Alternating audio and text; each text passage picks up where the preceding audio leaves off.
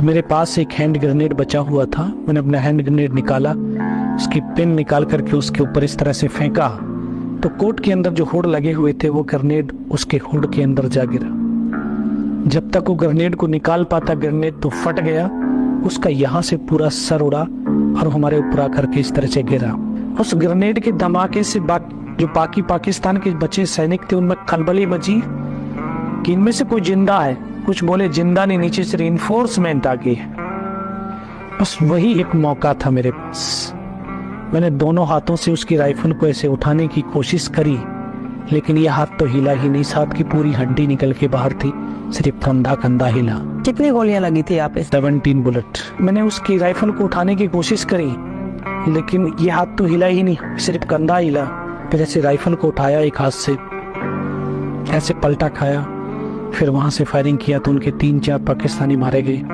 फिर इसी हाथ से पलटा खाया, दूसरे पत्थर से, तीसरे पत्थर से, 3-4 जगह से फायरिंग किया।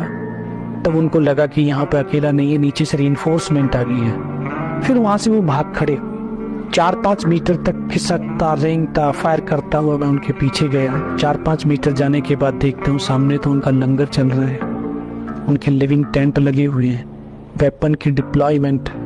और उस टाइम पे वहाँ सब कुछ छोड़ करके भागते जा रहे, बेबस और लाचार था क्योंकि चल भी नहीं सकता था।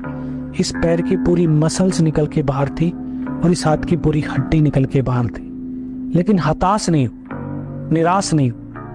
बहुत देर वहां पड़े रहने के बाद फिर दिमाग के अंदर फिर पागलपन छाया, योगेंद्र तुझे तो नीचे जाना है। और ये 19 साल का लड़का जिसकी 2.5 साल की सर्विस उन डेड बॉडियों के बीच पड़ा हुआ था, जिसको ये भी पता नहीं कि हिंदुस्तान किधर है पाकिस्तान किधर, 500 मीटर उस पहाड़ी पर रोल करते हुए नीचे आया। नीचे देखा तो मुझे मेरे साथी नजर आए, उनको आवाज दिया, वहां से मुझे उठा करके लेकर के गए।